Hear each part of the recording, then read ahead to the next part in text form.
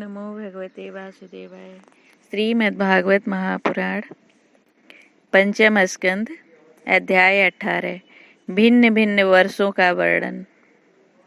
श्री सुखदेव जी कहते हैं, राजन, भद्राश्व वर्ष में धर्मपुत्र भद्रश्रवा और उनके मुख्य सेवक भगवान वासुदेव की है ग्रीव संज्ञक धर्ममयी प्रिय मूर्ति को अत्यंत समाधि निष्ठा के द्वारा हृदय में स्थापित कर इस मंत्र का जप करते हुए इस प्रकार स्तुति करते हैं। भद्रश्रवा और उनके सेवक कहते हैं, चित्त को विशुद्ध करने वाले ओंकार स्वरूप भगवान धर्म को नमस्कार है। अहो, भगवान की लीला बड़ी विचित्र है, जिसके कारण यह जीव संपूर्ण लोकों का संहार करने वाले काल को देखकर भी नहीं देखता और तुच्छ विषयों का सेवन करने के लिए पापमय विचारों की उधेड़ बुन में लगा हुआ अपने ही हाथों अपने पुत्र और पिता आदि की लाश को जलाकर भी स्वयं जीते रहने की इच्छा करता है। विद्वान लोग जगत को नश्वर बताते हैं और सूक्ष्मदर्शी आत्मज्ञानी ऐसा ही देखते भी हैं।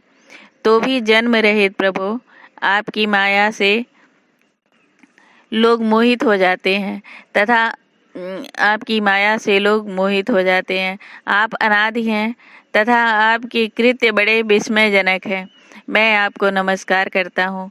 परमात्मन, आप अकर्ता और माया के आवरण से रहित हैं, तो भी जगत की उत्पत्ति, स्थिति और प्रलय ये आपके ही कर्म माने गए हैं। सो ठीक ही है, इसमें कोई आश्चर्य की बात नहीं है, क्योंकि सर्वात्म रूप से आप ही संपूर्ण कार्यों के कारण हैं और अपने शुद्ध स्वरूप में इस कार्य कारण भाव से सर्वथा अतीत हैं। आपका विग्रह मनुष्य और घोड़े का संयुक्त रूप है। प्रलय काल में जब तम प्रधान दैत्यगण वेदों को चुरा ले गए थे, तब ब्रह्मा जी के प्रार्थना करने पर आपने उन्हें रसातल से ला कर दिया। ऐसे अमोघ लीला करने वाले सत्य संकल्प आपको मैं नमस्कार करता हूँ। हरिवर्ष खंड में भगवान नृसिंह रूप से रहते हैं। उन्होंने यह रूप जिस कारण से धारण किया था, उसका आगे सप्तम स्कंध में वर्णन किया जाएगा। भगवान के उस प्रिय रूप की महाभागवत प्रहलाद जी उस वर्ष के अन्य पुरुषों सहित निष्काम एवं अनन्य भक्ति भाव से उपासना करते हैं। ये प्रहलाद जी महापुरुषोचित गुणों से संपन्न हैं तथा इन्होंने अपने शील और आचरण से दैत्य और दानवों के कुल को पवित्र कर दिया है। वे इस मंत्र तथा स्त्रोत का जप पाठ करते हैं। ओंकार स्वरूप भगवान श्री नृसिंह देव को नमस्कार है। आप अग्नि आदि तेजों के भी तेज हैं, आपको नमस्कार है। हे वज्रनक, हे वज्रदंष्ट, आप हमारे समीप प्रकट होइए। आप हमारी कर्म वासनाओं को जला डालिए। आप हमारे अज्ञान रूप अंधकार को नष्ट कीजिए। ओम स्वाहा, आप हमारे अंतःकरण में अभय दान देते हुए प्रकाशित होइए। ओम क्षौम, नाथ, विश्व का कल्याण हो, दुष्टों की बुद्धि शुद्ध हो, सब प्राणियों में परस्पर सद्भावना हो, सभी एक दूसरे का हित चिंतन करें, हमारा मन शुभ मार्ग में प्रवृत्त हो और हम सबकी बुद्धि निष्काम भाव से भगवान श्री हरि में प्रवेश करे। प्रभु, घर, स्त्री, पुत्र, धन और भाई बंधुओं में हमारी आसक्ति ना हो।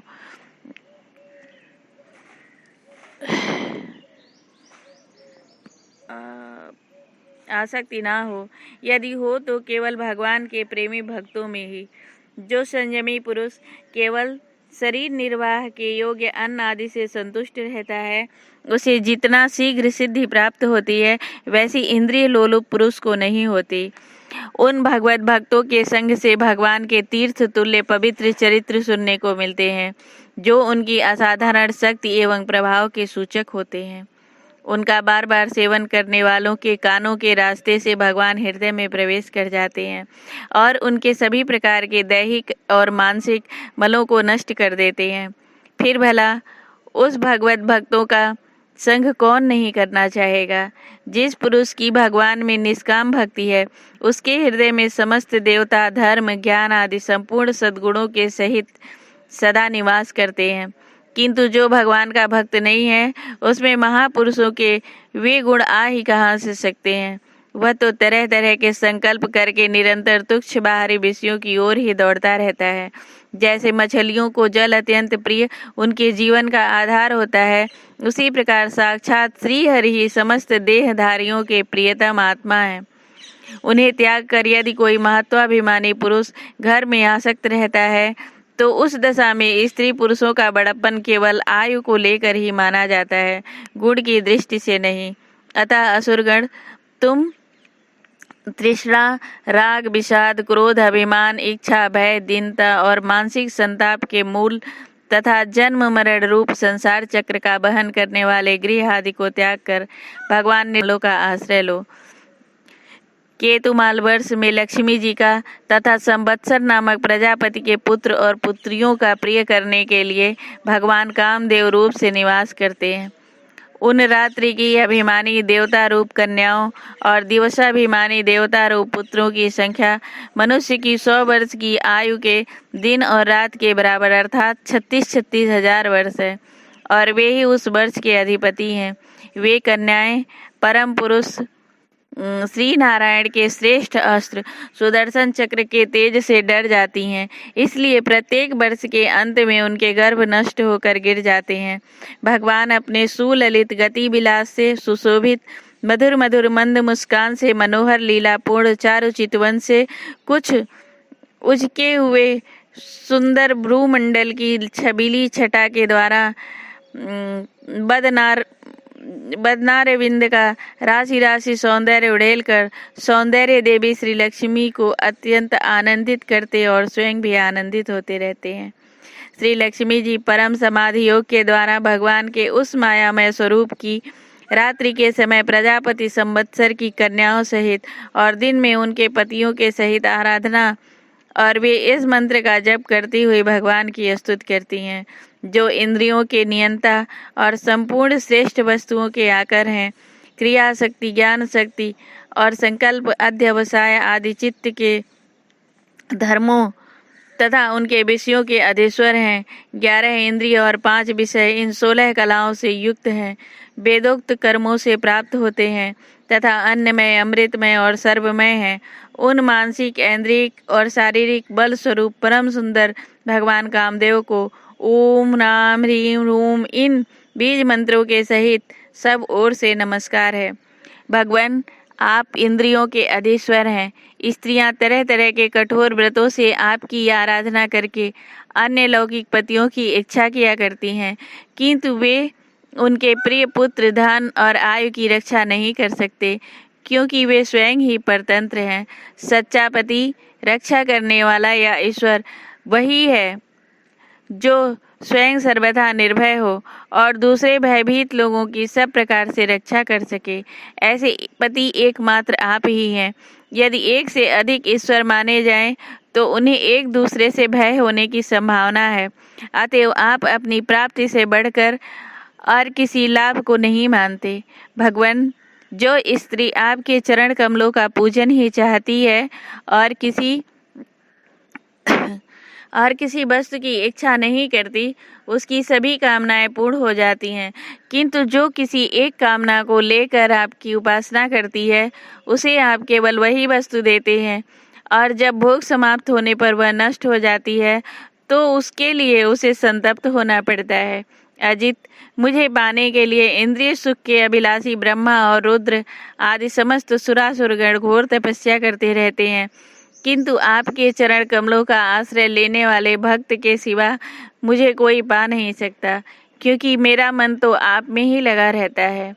अच्युत, आप अपने जिस वंदनीय कर कमल को भक्तों के मस्तक पर रखते हैं, उसे मेरे सिर पर भी रखिए। वरेण्य, आप मुझे केवल श्री लक्षण रूप से अपने बक्ष स्थल में ही धारण करते हैं, तो आप सर्व समर्थ हैं।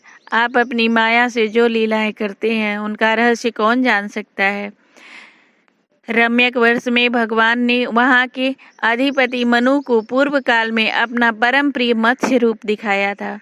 मनु जी इस समय भी भगवान के उसी रूप की बड़े भक्तिभाव से उपासना करते हैं और इस मंत्र का जप करते हुए स्तुति करते हैं। सत्व प्रधान, मुख्य प्राण, सूत्रात्मा तथा मनोबल, इंद्रिय बल और शरीर बल ओमकार पद के अर्थ सर्वश्रेष्ठ भगवान मत्स्य को बार बार नमस्कार है। प्रभु, नट जिस प्रकार कठपुतलियों को नचाता है, उसी प्रकार आप ब्राह्मण आदि नामों की डोरी से संपूर्ण विश्व को अपने अधीन करके नचा रहे हैं। अतः आप ही सबके प्रेरक हैं। आपको ब्रह्म आदि लोकपाल गण भी नहीं देख सकते, तथापि आप समस्त प्राणियों के भीतर प्राण रूप से और बाहर वायु रूप से निरंतर संचार करते रहते हैं। वेद ही आपका महान शब्द है। एक बार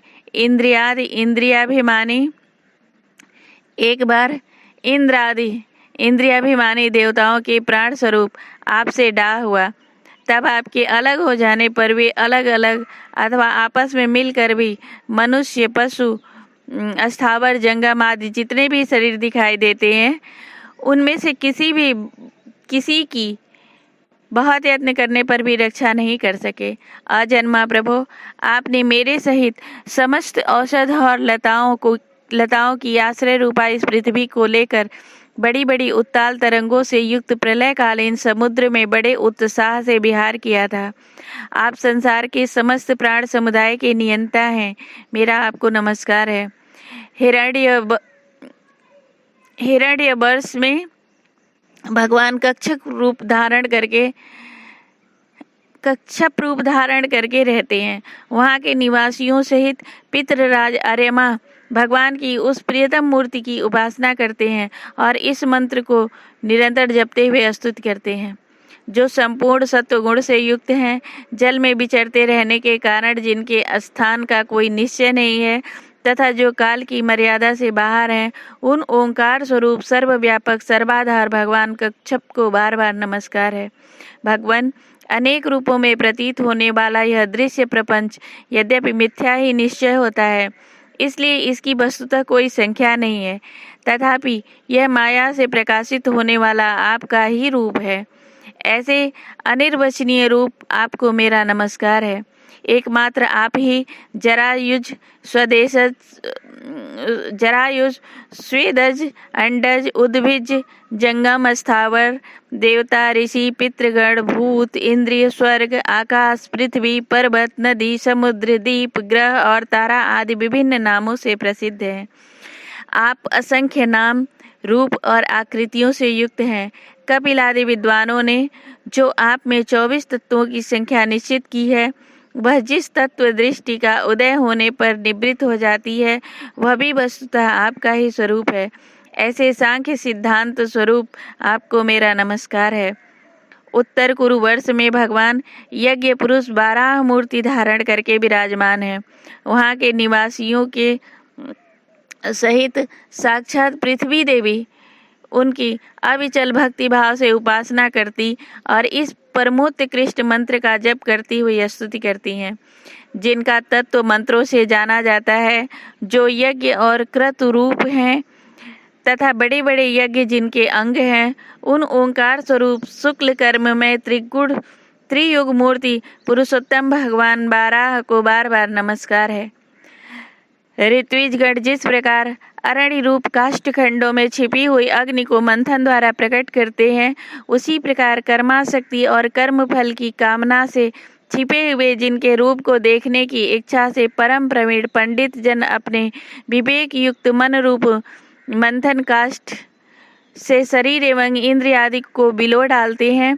इस प्रकार मंथन करने पर अपने स्वरूप को प्रकट करने वाले आपको नमस्कार है। विचार तथा यम नियमादि योगांगों के साधन से जिनकी बुद्धि निश्चयात्मिकता हो गई है, वे महापुरुष द्रव्य, क्रिया, हेतु, अयन, ईश, काल और कर्ता आदि माया के कार्यों को देखकर जिनके वास्तविक स्वरूप का निश्चय करते हैं, ऐसे माइक आकृतियों से रहित आपको बार बार नमस्कार है।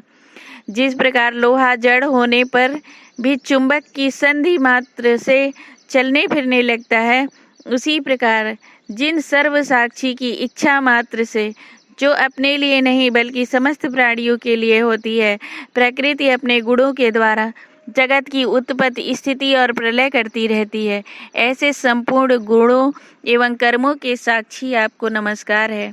आप जगत के कारणभूत आदि शुकर हैं। जिस प्रकार एक हाथी दूसरे हाथी को पछाड़ देता है, उसी प्रकार गजराज के समान क्रीड़ा करते हुए आप युद्ध में अपने प्रतिद्वंदी हिरण्याक्ष दैत्य को दलित करके मुझे अपनी दाढ़ों की नोक पर रखकर रसातल से प्रलय पयोधि के बाहर निकले थे। मैं आप सर्वशक्तिमान प्रभु को बार बार नमस्कार करती हूँ। प्रेम से बोलो श्री भागवत भगवान की जय।